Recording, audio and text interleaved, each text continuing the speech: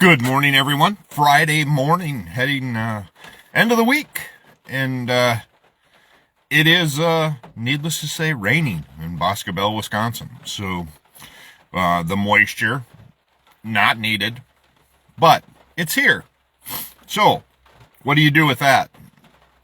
You enjoy the day that you're here. You're able to make a difference, and you can move on, and you can make something what seems to be a disappointment into something good.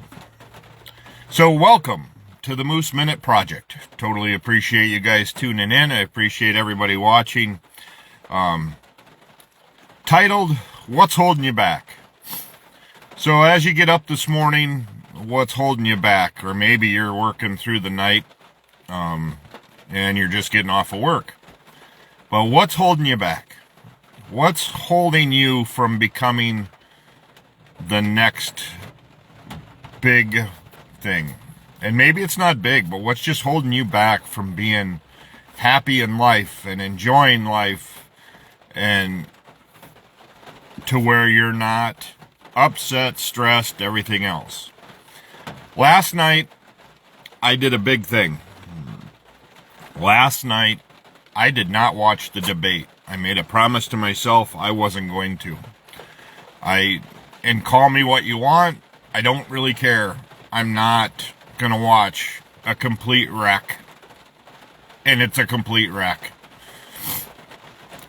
No matter what happened, I am sure of it. I don't know what happened, what transpired. I saw a few Facebook posts after that, or during it, and I just wasn't going to do it. The good thing of now being at the age we are, instead of being in 1980 or 75 when I was little, at least now when the president's on, you got a whole bunch of other channels to watch. You're not stuck to watching the president on, because that was how it was when I was little. For those of you that don't understand that concept, you've always had electronics or things like that to do that. When we were kids, if the president came on, or an episode of last night, it was on all 3 or 4 channels that we had in our house. There was no changing of the president on. You had to watch it. So, last night, no debate, went to bed, not upset, went to bed, and could sleep like a baby, because I didn't have to worry about how that crap show turned out. And I am sure that it was. I don't care what side of the aisle you are on, but I guarantee it was a crap show. So, it is what it is. I just refuse to watch it. I'm not going to watch those two go at anything. It does not make any sense. So, let's move on to something important. What's holding you back? What sets your day or your tone from being smiling happy when you get up? Or maybe you just don't wake up smiling happy, so how can you start that first, I guess? But what's holding you back from having a great day? What triggers you a half hour in or an hour in to where your day starts to go downhill and then snowballs into, I had the worst day I could have? How do you start your day to make sure to give you that second, third, fourth line of defense to keep making your days better and to make you grow? We all have the knowledge, we all have the smarts to either listen to music, listen to educational things, talk to friends, communicate with friends to make our days better. For me, I ended my day on my lawnmower, which is a very relaxing thing for me, and it's 4 hours of it, so I don't have to have my phone with me. I don't have to be near people. I just enjoy being out in the yard and doing that kind of stuff. So that's how I do it. If you need to walk away, you need to walk away. I was listening to a few podcasts yesterday too on my way home. I get a half hour on my way home and from work, and I get a half hour in the morning on the way here. And those are the best times for me to amp up to get to be better. So write down what's holding you back. Write down when you get triggered of when things start going sideways. Or write down what you need to do.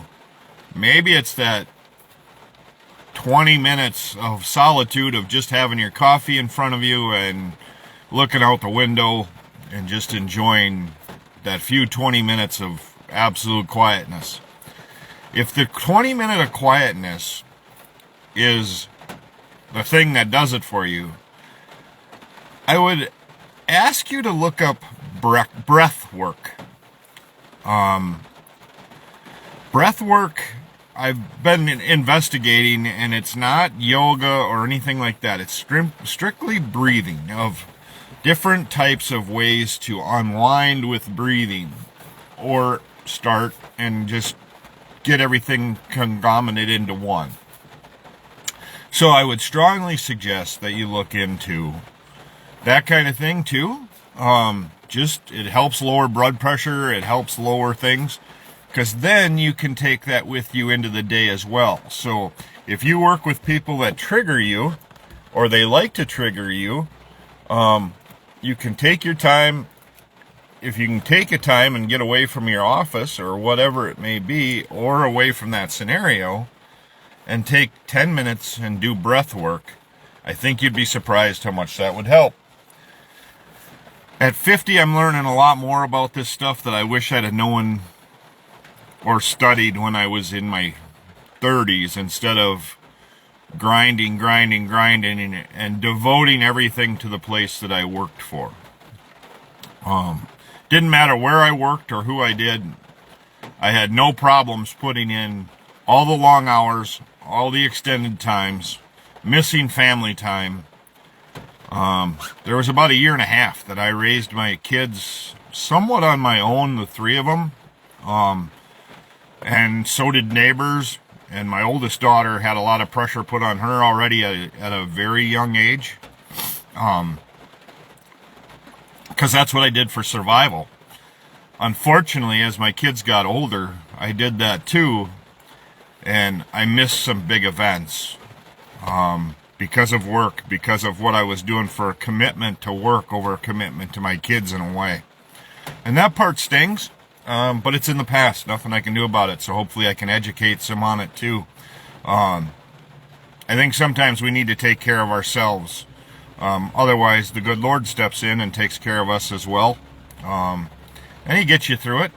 I had a medical emergency, in 2017 that kind of made me refocus on how much I was doing, how many hours I was putting in, and those kind of things. So what is holding you back? If it's money, you're going to have to figure it out. I mean, and I don't believe it is money. I believe people use multiple excuses on what's holding them back from the next level of what's really deep inside. So take a look deep inside you, deep inside of there, write it down, but first develop a plan of where you want to be. So start your mornings off right, whether it's listening to stuff or just not listening to stuff, totally shutting off the world, and enjoy your coffee, or if you enjoy reading the paper, read the paper. I think taking those electronics away for a bit will help. Last night, I watched a few things that I wanted to watch that had nothing to do with the political stuff. So I'm just stepping away from that because I feel that it's just going to raise blood pressures of people, and you're going to hear enough of it from everybody else and posts online and rights versus left and lefts versus rights and whatever it may be. It's getting old. It's getting tiring. I think that's where a lot of our wellness is a lot of people are just exhausted from that. So let's make it better. And how can we get you to the next step? And then look and evaluate what makes that smile go away. Yesterday I had walked into the bank and a lady said, "Wow, I really like the shirt you have on." It was a brown tan. I think if you watched my video yesterday, you would have saw it. I'm like, "Whoa, thank you very much." Held the door for a lady. She looked at me like I was an alien at first. I think a lot of people get held back when either compliments come, or just being nice in general. I think people are confused sometimes or overwhelmed when somebody is just nice. If you ask somebody to go above and beyond and they do, how are they appreciated? And how do you show your appreciation for asking for that? There's been a lot of discussions going on of tips and all of that. I was raised you tip, and that's how it is. However, the work is what, how good the waitress is sometimes evaluates that tip. So you're going to have to look into that too.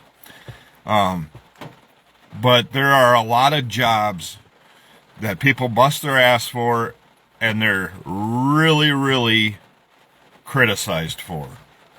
My son is one of them. I have another, I would say, family member that is a dispatcher. I actually have two that are dispatchers. They handle calls that I wouldn't want to handle. They get under a lot of stress. But how are those guys appreciated? How are they looked at? If you look at a lot of the comments online, it's pretty heartbreaking to see people say what they say. So, with that said, that's why I came up with this. What's holding you back? What's holding you back from truly enjoying your day? And what triggers it to start going downward? Take a look at what triggers that and see how you can fix that. If you know things are starting to go sideways, are you able to call a timeout? Like a coach used to in high school. Hey, timeout. I'll be right back. Where you can take a few deep breaths, or you can get your, if you like to drink a coffee or whatever it may be, or a soda, take a few sips of that, unwind just for a second, and then get back at it. Again, if you Google breath work, I think it's a good thing to look into, no matter what age, because it does lower blood pressures. It does lower all the stress levels.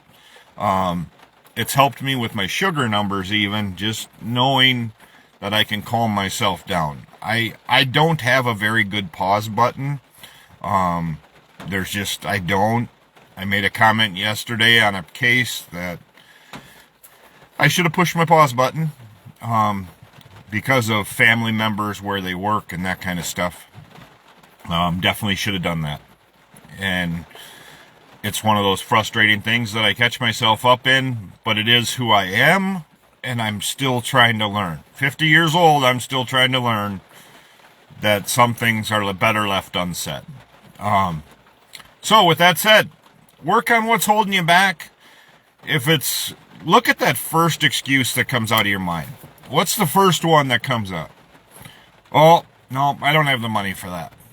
Okay, well, what if you did have the money for that? Prepare yourself for the next step. If you had the money for that, then what's going to happen? So, you have to prepare for those situations. So that's where we're at today on the Moose Minute Project. Again, I'm doing this in honor of my mom, who is in a battle of late-stage Alzheimer's. And for me, being a stroke survivor, I'm coming up on 7 years here in July that I lost my left side, and I've got it all back. Everybody asks, percentage-wise, I'm probably a lot better off than 95%, due to the fact that people don't really know that I've had it, minus the nerve pain, and minus just, it's really fine-tune abilities. I can't put nuts and stuff on bolts, but other than that, I'm back to pretty much that, and then some emotional stuff. And like I said, sometimes I don't have a pause button, which was in that little area. But that also, it could have held me back. I could easily have kept using that excuse, oh, I had a stroke, or I had Lyme's disease, or I'm blind in one eye. Whatever I wanted to do, which all of those are true, but I just have to learn not to use those as excuses. Because nobody's there with that excuse. And quite honestly, there's a lot of people that have it worse than me. So, there's a lot more things going on in this world where, I'm seeing kids that are 5, 6, 7, 8 years old diagnosed with terminal cancers, and I can't imagine what parents are going through and doing that stuff. I'm blessed to have healthy kids. I'm blessed to have all of that. So, my life has been... It's taken me this long to really appreciate everything I've gone through, to make me a well-rounded kind of person. Do I have issues? Yeah, no doubt I do. No doubt I do. Do I have things that cause issues too in my life? Yes, I do. But I think as we look more and more on what we are blessed with, I think that is where you'll notice it. Make a list of those blessings. Make a list of the things that are great in your life right now, and it'll overshadow the few valleys that you go through. The mountains are much higher than the valleys, and that's how it is for me right now. Very well leveled, a lot of highs, not a lot of lows. Hope to keep it that way. Golfing tomorrow, it should be soggy, which I don't like golfing in soggy, wet weather, but it's supposed to rain in the morning, I guess. But it's for a great cause. Check out Hammond's Helping Hands, if you would. It's HHH. It's a college kid. There's again, had an ambition, and he hands out Christmas toys to children in hospitals that are ill, and it's just a really cool concept. So there's always something for everyone in this world to make a difference. So as I always end this podcast, I keep calling it a podcast. It's not a podcast, but as I end this, bless others around you. How can you do that? Is it bringing donuts into work? Is it bringing the sunshine with you at work? If you are the person at work that is causing the cancer and causing all the problems, complaining about your job, there are plenty of openings elsewhere. There are plenty of other jobs to go find your happy. So, find your happy place. Spread that happiness to others and see how life can change. Have a great day and bless somebody around you.